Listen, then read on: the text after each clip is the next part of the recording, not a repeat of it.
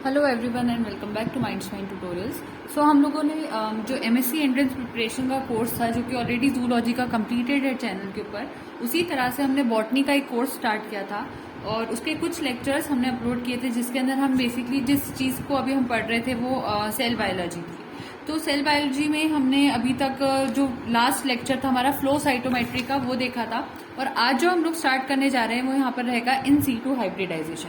तो सबसे पहले अगर मैं बुकिश लैंग्वेज पे जाने से पहले, क्योंकि एज अ टीचर भी अगर आप सिर्फ डायरेक्ट बुकिश लैंग्वेज पढ़ेंगे, स्टूडेंट्स अगर डायरेक्टली अगर कुछ पढ़ेंगे तो शायद कुछ ऐसी चीजें रहेंगी जो आपको नहीं पता चल पाएंगी, क्योंकि कहीं ना कहीं हमें वहाँ पर गाइडेंस की जरूरत भी पड़ती है।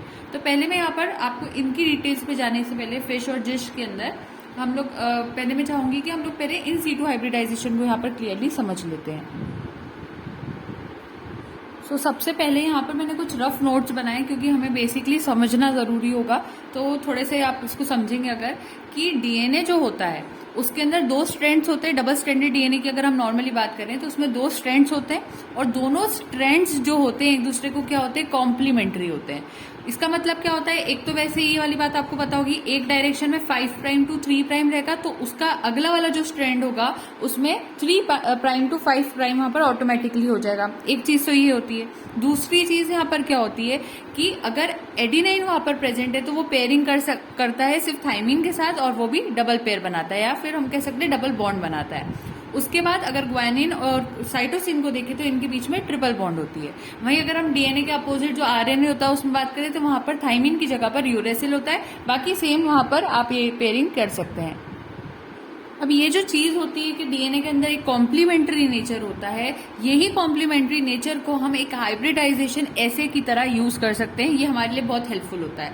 तो हाइब्रिडाइजेशन, ये जो इन सीटू हाइब्रिडाइजेशन होता है, इसमें ये जो हाइब्रिडाइजेशन की टेक्निक होती है ये क्यों यूजफुल होती है, पहली चीज तो हमारे माइंड में ये आती है हम आखिर इसको करते क्यों हैं। तो अगर हमें किसी भी जीन सीक्वेंस को पता करना है, फॉर एग्जांपल आपके सामने एक सेल है, उस सेल के अंदर बहुत सारे न्यूक्लियस वाला पोर्शन होगा। और अगर मैं आपको एक चीज यहाँ पर और थोड़ा क्लियर करना चाहूंगी, अगर आपको नहीं पता है क्रोमोसोम, जीन, ये सारी छोटी छोटी चीजें क्या होती है तो आप नीचे कॉमेंट सेक्शन में वहां पर बताएंगे कि आपको नहीं पता है, क्योंकि जूलॉजी का जो मैंने यहाँ कोर्स ऐसा लॉन्च किया था एमएससी एंट्रेंस का, उसमें बहुत ज्यादा डिटेल में ये सारी चीजें एक्सप्लेन्ड है। तो आप चाहें तो वो वाला कोर्स भी ज्वाइन कर सकते हैं जिसमें आपके सारे बेसिक कंसेप्ट वहां पर क्लियर हो जाएंगे। तो एक चीज तो ये होती है कि जो भी सेल होता है उसमें न्यूक्लियस होता है, वहां क्रोमोसोम्स होते हैं, क्रोमोसोम के ऊपर जीन होता है, इतनी चीजें होती है।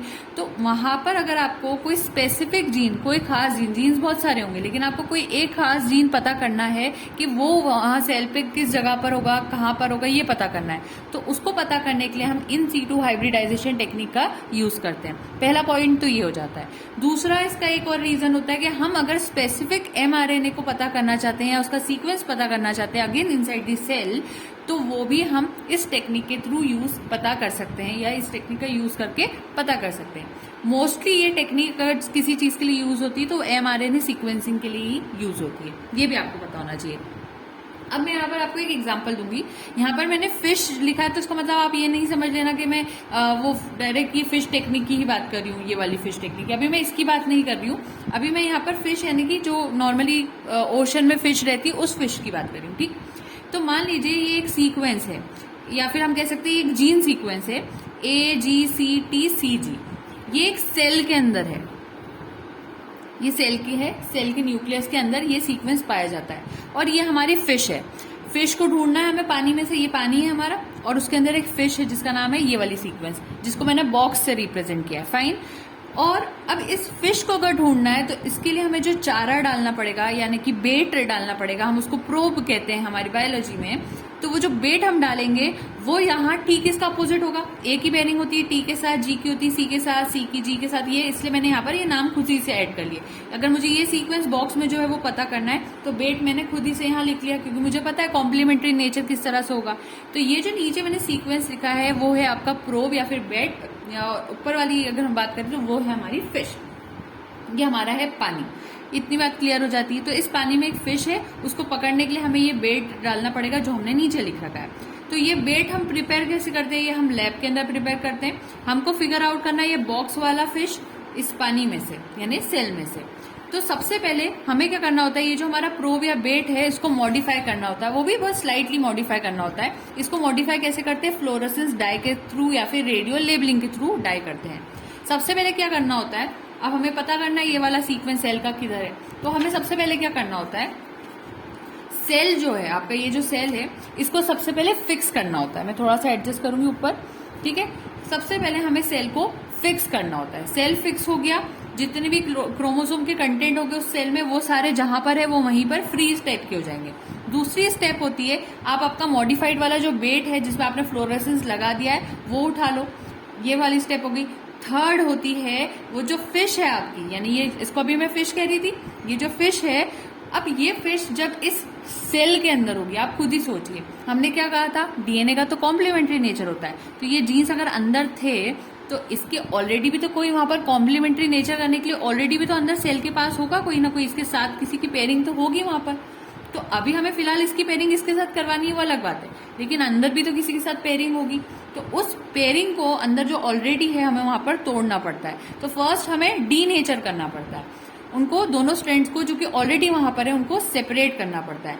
और ऐसे करके क्या होता है, जब हम सेपरेट कर लेते हैं तो ये स्ट्रैंड फ्री हो जाता है, सिंगल रह जाता है। अब वो खाली हो गया, उसके बाद हम अलाउ कर सकते हैं कि हमारा ये जो बेट है वो इस सेल के अंदर जाए और फिर वहां पर उन दोनों को हम हाइब्रिडाइज होने दे प्रॉपरली। तो अब यहाँ पर होता क्या है, फॉर एग्जाम्पल ये सेल है, सेल में ये आपकी फिश है जिसको आप पकड़ना चाह रहे हैं, ये सब समझिए। तो फिश को हम ऐसे रिप्रेजेंट कर रहे हैं, मैंने थोड़ा सा अलग उसको इसलिए दिखा ताकि आप पहचान लें। और आपका बेट कुछ इस तरह से दिखाई देता है, ऐसे स्क्वायर स्क्वायर, और उसके ऊपर फ्लोरेसेंस का डाई लगा हुआ है। तो अब होता क्या है, जैसे ये फिश के पास ये आप बेट डालते हो तो बेट को ऑलरेडी पता होता है कि कौन से फिश के पास जाना है। इन दूसरे वाले के पास वो खुद से ही नहीं जाएगा, वो डायरेक्ट जाकर क्या करेगा, ये वाली लाइन थी हमारी, उसके ऊपर जाकर वो खुद ही से अटैच हो जाएगा, फिश बेट आपस में अटैच हो जाएगी, उनकी बाइंडिंग हो जाएगी, उनका हाइब्रिडाइजेशन हो जाएगा। उसके बाद हम उसके एक्स्ट्रा रिएजेंट जो भी थे उनको वॉश कर देते हैं। जैसे ही वो वॉश करते हैं तो पूरे सेल में सिर्फ एक ही ऐसा एरिया होगा जहां पे आपको थोड़ा सा फ्लोरेसेंस आता हुआ दिखाई देगा एक रीजन में से। तो वो जो रीजन होगा उससे हम पहचान सकते हैं कि वहीं पर हमारा क्या प्रेजेंट है, वहीं पर हमारी जो फिश थी या जो हम जीन सीक्वेंस ढूंढ रहे थे वो वहीं पर प्रेजेंट है। तो presence of desired gene can be found, ये इसकी टेक्निक होती है। और भी कुछ रीजंस टेक्निक्स हो सकते हैं, वेज हो सकते हैं जिससे हम जीन को पता कर सकते हैं, लेकिन फिलहाल के लिए अभी हमने एक टेक्निक को देखा। उसी तरह से एमआरएनए को भी पता करने की एक टेक्निक होती है, एमआरएनए के लिए ज्यादा यूजफुल टेक्निक होती है, उसकी भी बात कर लेते हैं। अगर हम किसी एक पर्टिकुलर एमआरएनए को सर्च कर लेंगे तो हमें ये भी पता चल जाएगा कि वो किस प्रोटीन के लिए वो करता है। आपको मालूम होगा एमआरएनए प्रोटीन के लिए क्या करता है, वहाँ पे सीक्वेंसिंग बताता है, या फिर हम कह सकते हैं कोड बताता है, ठीक है, किस प्रोटीन के लिए कोड करता है वो हम पता कर सकते हैं। तो ये बहुत यूजफुल होगा। तो अगर हमें ये पता करना है कि एक सेल में एक प्रोटीन को कोड करने के लिए, एक प्रोटीन को कोड करने के लिए एट अ टाइम कितने कितने कितने और कितने मैं यहाँ पे लिख देती हूँ एमआरएनए की जरूरत पड़ रही है, वो हम पता कर सकते हैं। सो कोडिंग जो प्रोटीन किसी भी प्रोटीन की जो कोडिंग हो रही है जो कि वहां प्रेजेंट है at a given time in a cell, वो हम पता कर सकते हैं इस टेक्निक से। यहाँ पर तो यहाँ पर कुछ डिफरेंट टाइम गैप्स भी होगी जिससे आप एक्सप्रेशन पैटर्न वहां पर पता कर सकते हैं, और उस एक्सप्रेशन पैटर्न से क्या होगा वो सारी चीजें हम पता कर सकते हैं। मतलब बहुत सारी चीजें एक तरह से हम पता कर पा रहे हैं, एट अ टाइम कितने एमआरएनए एक प्रोटीन को कोड कर रहे हैं और कितना टाइम लग सकता है। तो एक सेल को अगर हमें पहचानना है तो इतनी सारी चीजों में हेल्पफुल हो जाता है। लेकिन यहाँ पर अब आती है मेन बात, जब हमें ये चीज पता करनी है तो एक सेल के अंदर जो एमआरएनए हम पता क्या करेंगे, एक कितने एमआरएनए एक प्रोटीन को कोड करते, कितनी देर में करते, ये सारी बातें पता करनी। लेकिन वो पता करने से पहले हमें सेल को क्या करना होता है, फ्रीज करना होता है। तभी तो आप वहां पर काउंटिंग वाला काम या आपको ध्यान से देखने का काम कर पाओगे, वरना एमआरएनए वहां पर काम करते रहेंगे तो आपको नहीं पता चलेगा। तो सबसे पहले हमें फ्रीज करना होता है सेल को, ताकि एमआरएनए जिस पोजीशन पे वो वहां पर फ्रीज हो जाए। उसको फ्रीज करने के लिए हमें क्या लगते हैं, क्रॉस लिंक एजेंट्स लगते हैं। क्रॉस लिंक एजेंट में सबसे इंपॉर्टेंट आता है फॉर्मल्डिहाइड। तो ये क्रॉस लिंकिंग एजेंट्स में फॉर्मल्डिहाइड का नाम आ गया। तो ये टेक्निक्स है, जैसे फिर आप जैसे फ्रीज कर लोगे तो आप काउंटिंग वाला काम कर लोगे, आपको पता चल जाएगा। तो इससे हम सेल के इतने सारे बेसिक्स को पता कर सकते हैं। तो ये एक टेक्निक है जो कि हम कह सकते हैं हमारे लिए एक ब्लेसिंग है साइंस के लिए, जिससे हम बहुत सारी चीजें पता कर सकते हैं सेल के बारे में। सो यहाँ पर ही मैंने थोड़ा बहुत इंट्रोडक्शन दे दिया। अब बुकिश लैंग्वेज देखते हैं। सो यहाँ पर सबसे पहले होता क्या है, FISH and in situ hybridization heading दी हुई है। Cytogenetics entered the molecular era with the introduction of in situ hybridization, जिसको ISH भी कहते हैं। ये जो प्रोसीजर था इसको गॉल्स एंड पर्ड्यू ने 1969 में पता किया था, और ये परमिट करता है रिसर्चर्स को to locate the natural position of specific DNA sequences on chromosome, यानी कि वही जीन सीक्वेंसेज, ठीक है। फ्लोरेसेंट इन सीटू हाइब्रिडाइजेशन, जिसको हम फिश या फिर FISH कहते हैं, involves use of fluorescent probes, increased sensitivity. अभी बेसिकली मैंने जो आपको भी टेक्निक बताई थी जिसमें मैंने फ्लोरेसेंस डाई लगवाया था प्रोब पे, वो यही वाली टेक्निक थी। तो ये तो आप कहीं ना कहीं कवर कर चुके हैं। This technique is employed by cytogeneticist to diagnose many type of chromosomal abnormalities in patients. इस टेक्निक से आप ये भी पता कर सकते हो कि किसी पेशेंट में क्रोमोसोमल एबनॉर्मेलिटी कहाँ आ रही है, क्योंकि आपको पता करना है कि इसको प्रॉब्लम किधर है, कौन से जीन पे, कौन से क्रोमोसोम पे। तो इस टेक्निक से आप पता कर सकते हैं।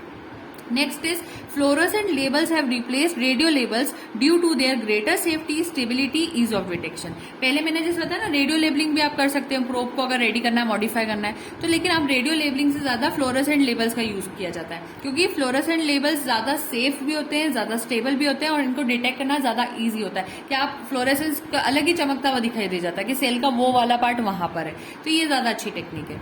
नेक्स्ट इज जिश या फिर GISH भी कह सकते हो, जीनोमिक इन सीटू हाइब्रिडाइजेशन।